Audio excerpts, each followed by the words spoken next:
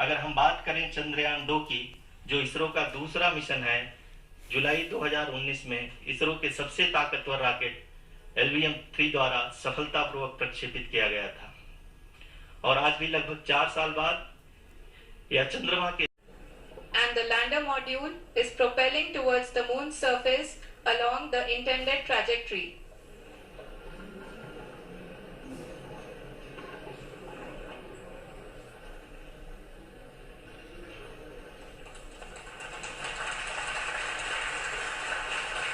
जी हाँ, अब हम देख सकते हैं रफ ब्रेकिंग फेज की शुरुआत हो चुकी है।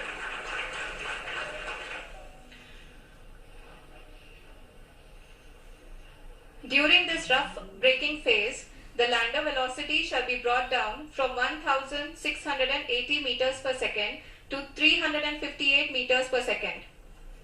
The altitude will be brought down from 30 kilometers to 7.4 kilometers at the end of rough braking.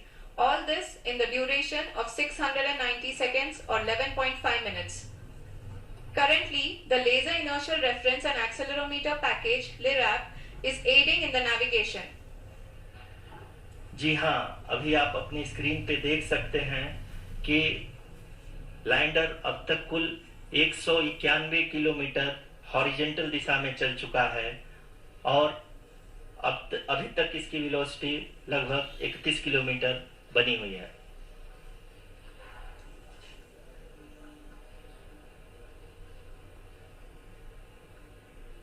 The lander module has traveled a distance of approximately 228 kilometers.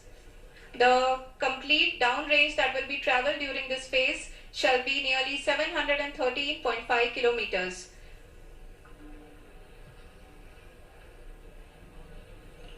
जी हाँ, कुल 745 किलोमीटर के इस रफ ब्रेकिंग फेज में आप देख सकते हैं कि हम लोग लगभग अपनी यात्रा 20% कंप्लीट कर चुके हैं।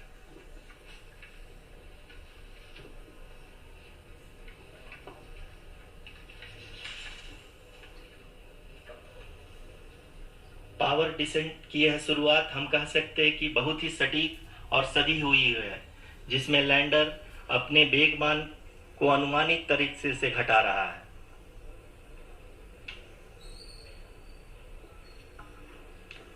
The altitude of the lander module will reduce from 7.4 kilometers to 6.8 kilometers.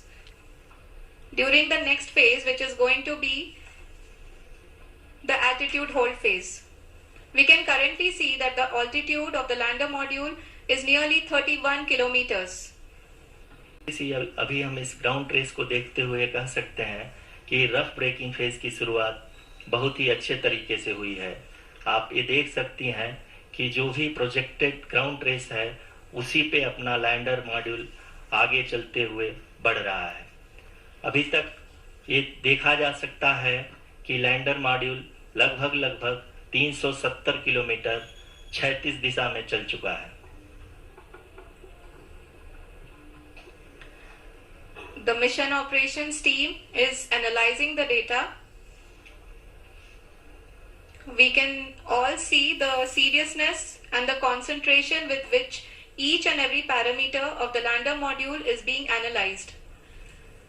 The performance so far seems to be nominal.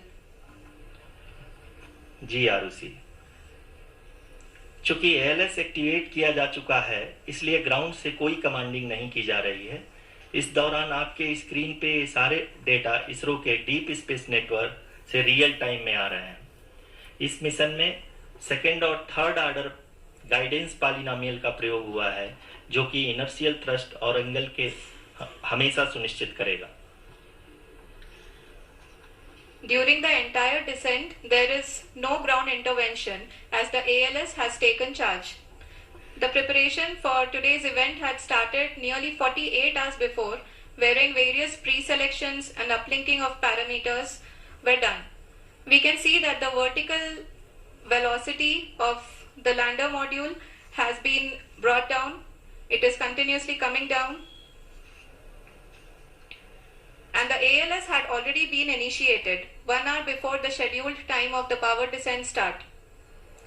Following this, the throttleable engine electronics module, the TECM, was switched on and lander was oriented to the favorable attitude. जी हाँ, आप अपनी screen पे देख सकते हैं कि lander module जिसकी शुरुआत में वेलोसिटी 1680 मीटर पर सेकंड थी, लगभग 1150 मीटर पर सेकंड हो चुकी है, जो कि एक बहुत ही मैजेस्टिक शुरुआत कही जा सकती है इस रफ ब्रेकिंग फेज के लिए।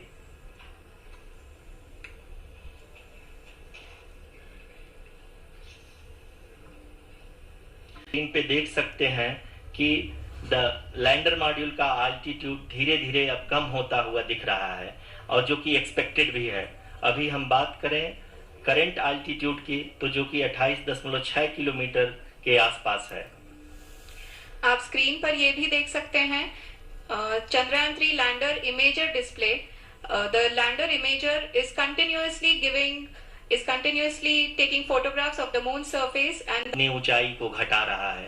अगर अब बात करें तो लैंडर की ऊंचाई चंद्रमा के सतह से लगभग 27 किलोमीटर से नीचे हो चुकी है, करीब 26.7 किलोमीटर के आसपास है।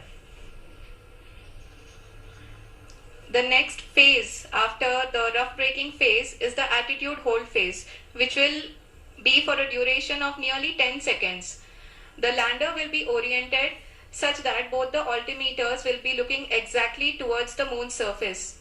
At the end of this attitude hold phase, height measurement update to navigation system will be given from the laser and car band altimeters. Currently, we are in the middle of the rough braking phase. जी हाँ, अगर हम ध्यान से देखें तो लगभग 8 minute की यात्रा के बाद लैंडर अपनी हॉरिजॉन्टल वेलोसिटी को लगातार कम करते हुए अपनी ऊंचाई, अभी की ऊंचाई के समय 24 किलोमीटर की ऊंचाई प्राप्त कर चुका है।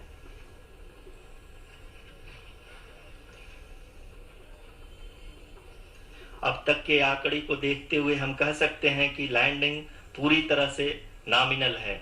यहाँ पर हम देख सकते हैं कि हॉरिजॉन्टल वेलोसिटी लगातार कम होती हुई दिख रही है।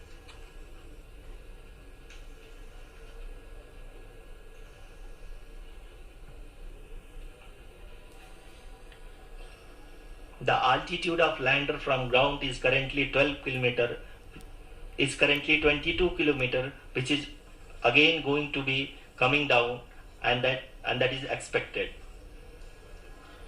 For the viewers who have joined now, we are in the power descent phase, and we are in the rough braking phase, which is the first phase of the power descent.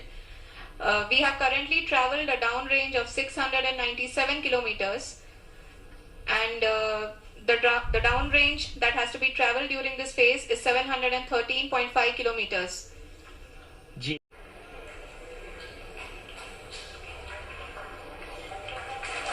हाँ, आप अपने screen पे देख सकते हैं कि हम उतर गया। People are applauding. Let us all wait to hear from the Secretary Department of Space and Chairman ISRO, Shri S. Somnath. Lander module पूरी तरह से सेफली और सॉफ्टली चंद्रमा के सतह पे लैंड हो चुका है। ये हम लोगों के लिए बहुत ही गर्व की बात है। हिंदी में एक कहावत है कि चंदा मामा दूर के, लेकिन अब हम ये कह सकते हैं कि चंदा मामा अपने घर के। बहुत ही उम्दा।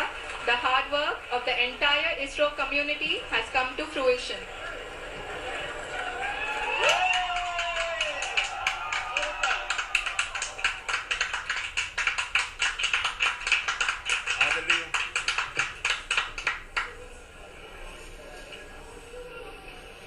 आदरणीय प्रधानमंत्री जी, नमस्कार। Sir, we have achieved soft landing on the moon. India is on the moon. Sir, I request our Honorable Prime Minister to address us and bless us. Thank you, sir.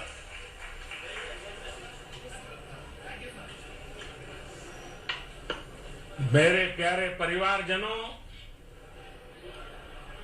जब हम अपनी आंखों के सामने ऐसा इतिहास बनते हुए देखते हैं तो जीवन धन्य हो जाता है।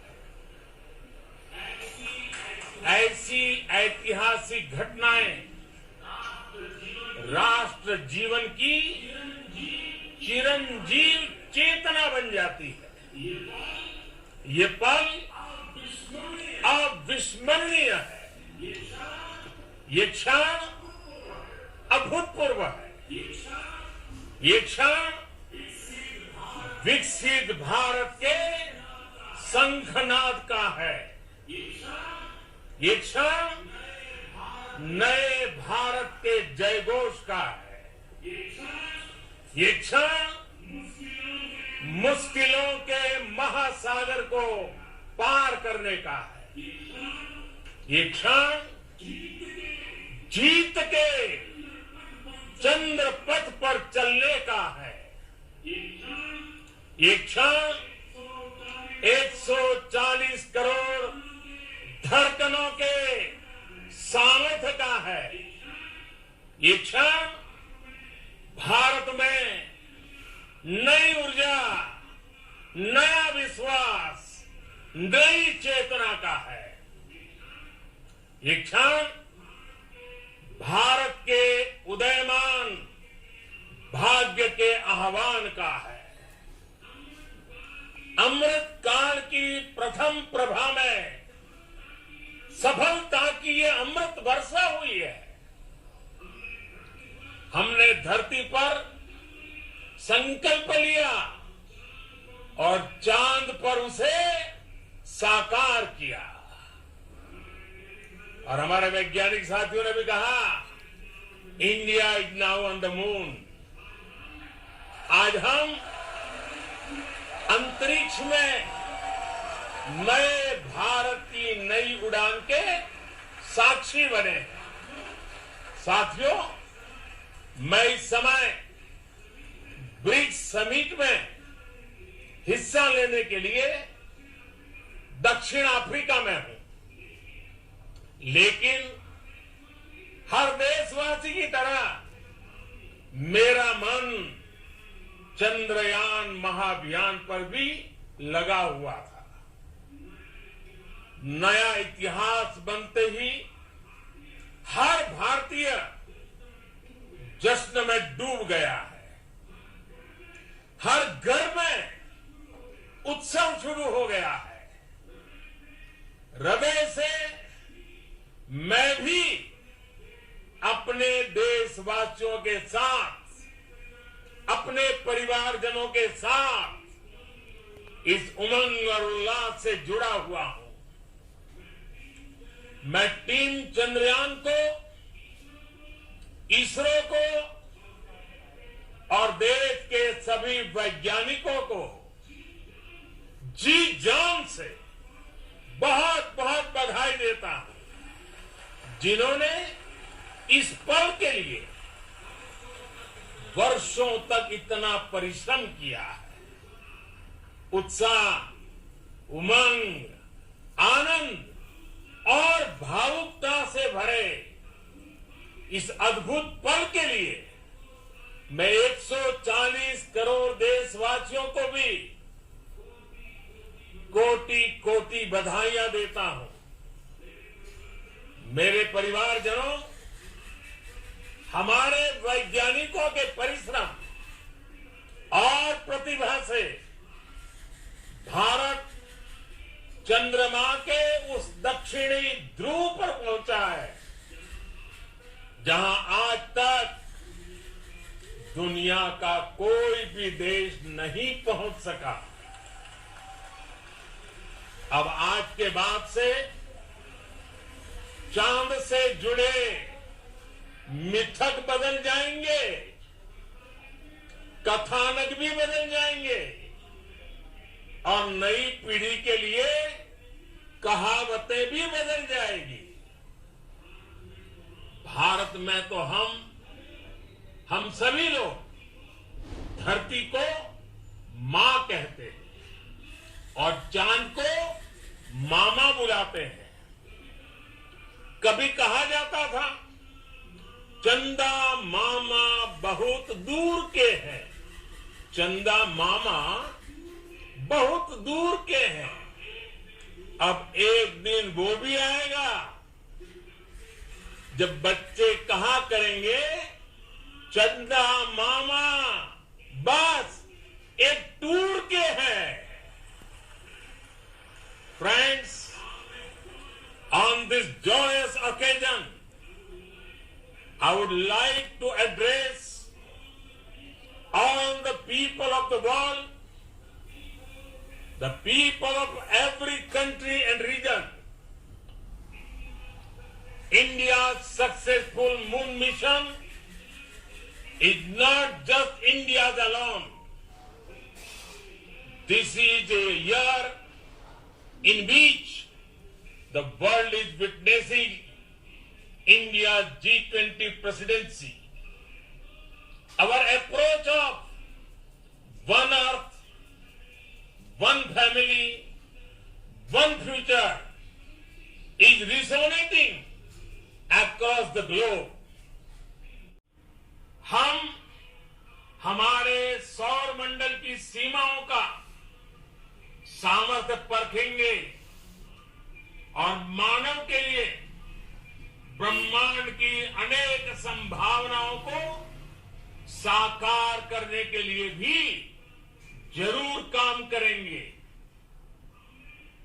हमने भविष्य के लिए कई बड़े और महत्वाकांक्षी लक्ष्य तय किए हैं। जल्द ही सूर्य के विस्तृत अध्ययन के लिए ISRO Aditya L1 mission launch करने जा रहा है। इसके बाद शुक्र भी इसरो के लक्ष्यों में से एक है। गगनयान जय श्री राम। देश अपने पहले ह्यूमन स्पेस फ्लाइट मिशन के लिए भी पूरी तैयारी के साथ जुटा है। भारत बार बार ये साबित कर रहा है कि sky is not the limit. साथियों, साइंस और टेक्नोलॉजी देश के उज्जवल भविष्य का आधार है। इसलिए आज के इस दिन को देश हमेशा हमेशा के लिए याद रखेगा। यह दिन हम सभी को एक उज्जवल भविष्य की ओर बढ़ने के लिए प्रेरित करेगा। ये दिन हमें अपने संकल्पों की सिद्धि का रास्ता दिखाएगा। ये दिन इस बात का प्रतीक है कि हार से सबक लेकर जीत कैसे हासिल की जाती है। एक बार फिर देश के सभी वैज्ञानिकों को बहुत बहुत बधाई और भविष्य के मिशन के लिए ढेरों शुभकामनाएं। बहुत बहुत धन्यवाद।